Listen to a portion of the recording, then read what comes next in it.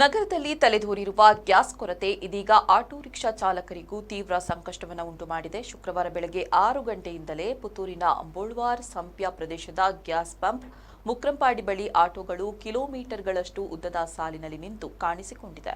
Gas ತುಂಬಿಸಿಕೊಳ್ಳಲು ಚಾಲಕರು ಗಂಟೆಗಟ್ಟಲೆ ಕಾಯಬೇಕಾದ ಪರಿಸ್ಥಿತಿ ನಿರ್ಮಾಣವಾಗಿದ್ದು, ದಿನನಿತ್ಯದ ಉದ್ಯೋಗಕ್ಕೆ ಇದರಿಂದ ದೊಡ್ಡ ಹೊಡೆತ ಬಿದ್ದಿದೆ. ಬೆಳಗ್ಗೆಯಿಂದಲೇ ಪಂಪ್ ಮುಂದೆ ವಾಹನಗಳ ದಟ್ಟಣೆ ಹೆಚ್ಚಾಗಿ ಸಂಚಾರಕ್ಕೂ ಅಡಚಣೆ ಉಂಟಾದ ದೃಶ್ಯ ಕಂಡುಬಂತು.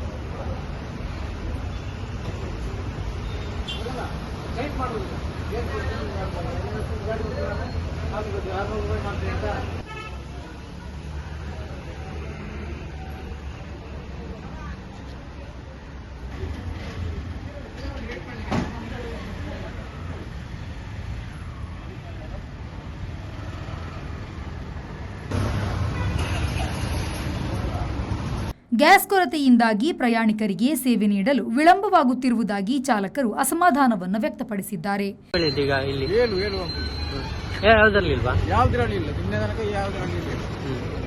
ಈಗ ಬಂತು.